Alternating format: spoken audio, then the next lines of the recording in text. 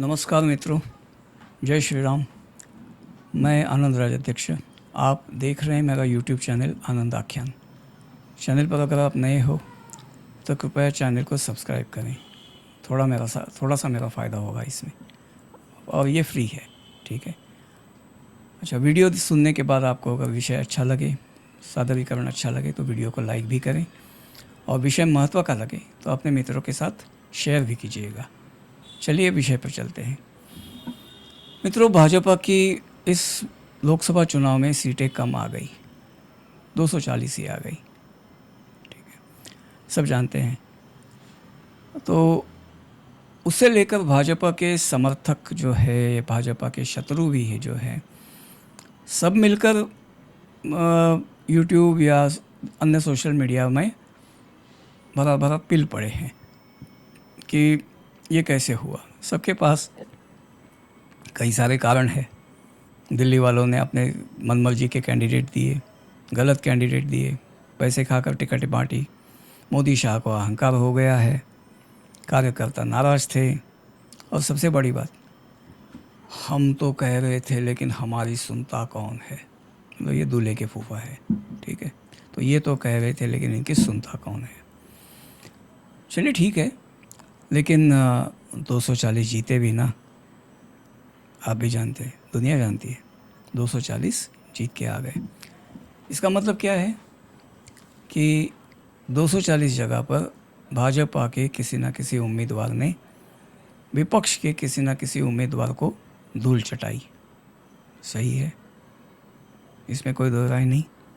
चलिए, तो ऐसा है कि आपने क्या विपक्ष के किसी कैंडिडेट से, कार्यकर्ता से, समर्थक से, विपक्ष समर्थक यूट्यूबर से, वामपंथी यूट्यूबरों से, हरियल यूट्यूबरों से, लेखकों से वगैरह वगैरह, टीवी पैनलिस्ट वगैरह, किसी से भी आपने एक शब्द भी सुना है कि भाई उनके विपक्ष के नेताओं ने गड़बड़ की, गलत कैंडिडेट दिए वगैरह वगैरह, ये जो भी भाजपा के लिए अभी जो कुछ कहा गया, ऐसा एक शब्द भी आपने किसी से विपक्ष के बारे में सुना है? नहीं सुना, क्योंकि उन्होंने ये अधिक परिपक्वता का प्रदर्शन किया। ये बात आपको कड़वी लगेगी, लेकिन सत्य है कि उन्होंने अपनी हार पर शांति रखी है, चुप्पी रखी है। आप है जो बोले जा रहे हैं, आपका गुस्सा होगा, ठीक है, लेकिन आप ये बात भी समझ लीजिए कि चूंकि आपको ये गुस्सा है ना, आपको कोई भी आकर जरा सी पिन लगाता है, आप शुरू हो जाते हैं।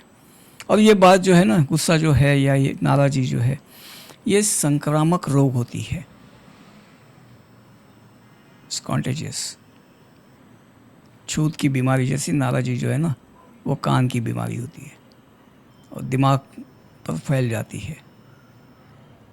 घातक चीज़ होती है ये, ध्यान रखिएगा। अच्छा, हमारे हिंदुओं के शत्रु जो है ना, वो जानते हैं कि हाँ, देश में पैसा तो बढ़ गया है, अब उनके दांतों में धार चढ़ी है, ज़बान से लार टपक रही है, पैसा खाने को मिला नहीं है कई सालों से। जहाँ यहाँ उनकी सरकारें थी, वहाँ उन्होंने राज्य को दिवालिया करके जो भी करने को किया, ठीक है, लेकिन सब जगह खाने को मिला नहीं। और सेंट्रल में रह के जो खा सकते थे वो उन्हें मिला नहीं। जो बाकी जो हरियलों के प्लान हैं, गजवाए हिंद वगैरह के, उनको भी लगता है कि भाई अपने प्लान्स में रिवीजन करनी पड़ेगी या जो भी है। तो सब लोग जो है ना, वो सत्ता चाहते हैं। हम जानते हैं कि उनको सत्ता क्यों चाहिए। हर एक का अपना अपना ऑब्जेक्टिव है और हम उस ऑब्जेक्टिव से परिचित है। लेकिन हमें सत्ता में, मतलब हिंदू पक्ष को सत्ता में बने रहना क्यों ज़रूरी है, इस बारे में आपके पास कोई स्पष्टता है?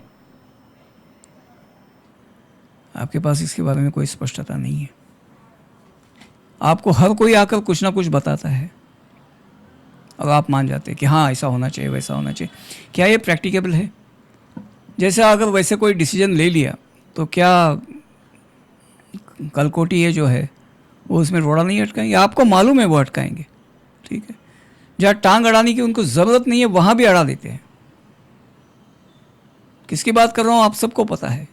हर कोई बात में कौन टांग अड़ाता है आपको पता है, ठीक है। मोटे मोटे सुओ मोटे जो है ना, वो मोटे सुए जो है वो टांग अड़ाते हैं, आपको पता है सर। क्या कहे। लेकिन जो बात है ना, मतलब क्या है कि कई सोचते हैं कि हाँ भाजपा का विकल्प बनना चाहिए। हाँ भाई, मैं सहमत हूँ, एक विकल्प तो बनना चाहिए, लेकिन आपका मतलब है कि भाजपा का एक कड़ा हिंदूवादी, दृढ़ हिंदूवादी विकल्प बनना चाहिए। 10 साल हमें मिले थे, क्या किया हमने? बैठ के फूफागिरी की कि मोदी जी ने ये गलत किया, वो गलत किया। मोदी जी की तारीफ़ करने की बात मैं नहीं कर रहा हूँ, ज़रूरी नहीं है, ना उन्हें तारीफ़ ज़रूरी है ना मुझे तारीफ़ ज़रूरी है, ठीक है। मैं ये पूछ रहा हूँ कि हमें अगर मोदी जी को रिप्लेस करना था या भाजपा को, मोदी जी तो क्या है, मोदी जी तो जाएंगे, अगर ये 29 में तो मोदी जी जाएंगे, अमर थोड़े आदमी। तो आपको ये सोचना चाहिए कि आदमी को नहीं, पक्ष को रिप्लेस करना चाहिए। मतलब भाजपा की जगह दूसरा कोई पक्ष आपको लाना चाहिए। 10 साल दिए थे ना मोदी जी ने, आप अभी और 5 साल दिए हैं, क्या किया हमने? कुछ नहीं, बस इनकी गलतियां निकाली। हम क्या कर सकते हैं ये हमने कभी सोचा नहीं। ज़रूरी नहीं कि हम भाजपा के साथ मिलके करें, हम अपनी जगह कुछ कर सकते हैं। किया नहीं ना, करने को अभी भी टाइम है आपके पास, करें। क्योंकि ये करने को मौका जो है ना, वो केवल भाजपा के सत्ता में रहते मिलेगा। कांग्रेस या सपा या टीएमसी वगैरह कोई आ गए, बाकी मतलब जो भी मियाँ आश्रित पार्टी है ना, ठीक है, समझ गए ना, उनमें से कोई भी आ गया ना, तो आपको ये मौका नहीं मिलने वाला। अरे आज जो अब एक दूसरे को आप राम राम कर रहे हैं ना, राम राम कर सकते हैं, वो करने के पहले आपको 10 बार सोचना पड़ेगा। देख रहे हैं हर जगह जगह, बांग्लादेश में वगैरह हिंदुओं के साथ क्या हो रहा है, just because they are Hindus, केवल क्योंकि वो हिंदू है उनके साथ क्या हो रहा है हम देख रहे हैं। फिर भी मतलब ये तो मुझे ऐसा लग रहा है ना कि भाई जो कसाई बाड़े में जो बकरे बांधे होते हैं ना ईद की कुर्बानी के लिए, वैसे तो सब अगर एक हो और कसाई को टक्कर मार के बाड़े का दरवाज़ा तोड़ के भाग सकते हैं, कोई नहीं भागता। सब आपस में झगड़ते रहते हैं, सर फुटबॉल करते रहते हैं, फेंके गए पत्तों के लिए। यही हमारा हाल हुआ है आज। बात यह है, विकल्प खड़ा करना है भाजपा का, तो हमें मेहनत करनी पड़ेगी, पसीना बहाना पड़ेगा, और जैसा कि आज ये माहौल दिख रहा है, हो सकता है खून भी बहाना पड़ेगा। उसकी तैयारी है, वो तैयारी रखिए, वो मेहनत कीजिए। हवाई बात है, उससे काम नहीं होने वाला, ठीक है। और ये जो कोई लोग कहते हैं ना हम दबाव बनाएंगे, दबाव की राजनीति करेंगे,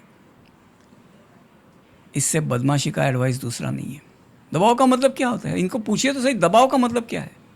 ये आपको बताएंगे हम भाजपा को झटका देंगे, उनकी सीटें कम करेंगे, उनके वोट कम करेंगे, फिर उनकी अकल ठिकाने आएगी। आप ठिकाने लगाए जाओगे, समझे आप। क्योंकि ये दबाव का मतलब एग्जैक्टली क्या है कोई नहीं बताता। कितनी सीटें कम करनी है, मतलब कहाँ आपको भाजपा को सत्ता में लाना है और कहाँ जगह कम करनी है, ये नहीं बताते। कितने वोट कम करने हैं ताकि वो जीत कर भी आए लेकिन उनको लगे कि भाई हमारा मार्जिन कम हो गया। दबाव माने क्या, ये कभी नहीं बताते। बस दबाव बनाएंगे। क्या दबाव बनाएंगे भाई, बी स्पेसिफिक। यहाँ वहाँ की बात मत कीजिए, एग्जैक्टली बताइए क्या करना है। क्योंकि आप जिंदगियों के साथ खेल रहे हैं लोगों की। ये पॉलिटिक्स नहीं है, ये वॉर है, एक सभ्यता का युद्ध है, ये बात समझिए। और यहाँ आप लोगों की ज़िंदगी के साथ खेल रहे हैं, क्योंकि जहाँ हमारे लोग कम हुए, जहाँ हिंदू की सत्ता कम हुई, जहाँ हिंदू सत्ता से हटा वहाँ हिंदू कटा। अंधे हो क्या, दिख नहीं रहा आपको ये वास्तुस्थिति? तो समझ लीजिए भाई। और बात यह है कि यही मतलब आपके अगर आप इनके बातों में आ गए कि दबाव बनाएंगे, सबक सिखाएंगे, आप पाएंगे कि अगर सीटें नहीं आई, जैसे कि इस बार नहीं आई, लेकिन मोदी जी के अभी उन्होंने तो सत्ता जैसे तैसे हासिल कर ली, बच गए आप और हम, ठीक है। उनको तो क्या, वो तो मठ में निकल जाएंगे या कहीं पे निकल जाएंगे, झोला उठा के चल देंगे, उसको उनको कोई पड़ी नहीं है। और जब वो सत्ता से निकल जाएंगे ना तो उनको कोई पूछने वाला नहीं है, ठीक है, उनको कोई कुछ नहीं करेगा। जा भाई आराम से बुढ़ापा बिताओ, ये होगा उनके लिए। क्योंकि तब ये लोग भाजपा को ही नहीं, भाजपा के समर्थकों को भी, संघ को भी, सबको चुन चुन के ख़त्म करेंगे।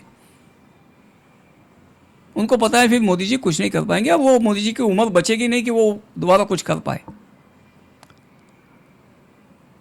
आप समझ रहे हैं बात को, गंभीरता को समझिए।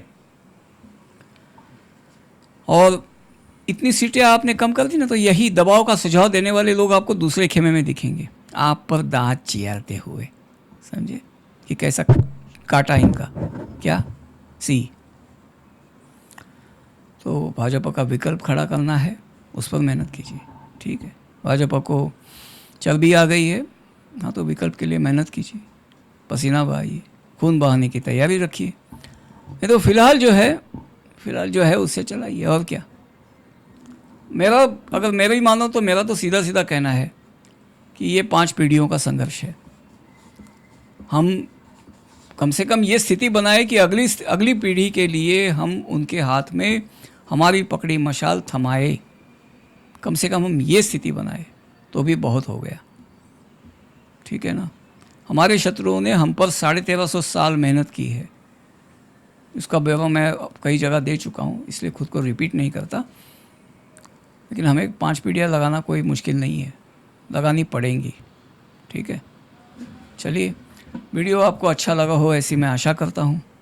ऐसा अगर लगा हो तो इसे कृपया शेयर कीजिए, क्योंकि विषय बहुत महत्व का है। आप जानते हैं कि इस विषय में जितना लोग समझे उतना अच्छा है, ठीक है ना, क्योंकि बहकाने वालों की कोई कमी नहीं है, अब पहले से बहके लोगों की भी कमी नहीं है। इसलिए प्लीज़ इस वीडियो को ज़्यादा से ज़्यादा शेयर कीजिए। लिंक जो है ना, वो वीडियो शेयर करने की लिंक यही नीचे है, ये शेयर का बटन है, वहाँ से फेसबुक पे, व्हाट्सएप पे, जहाँ आपको ठीक लगे प्लीज़ शेयर कीजिए, ठीक है।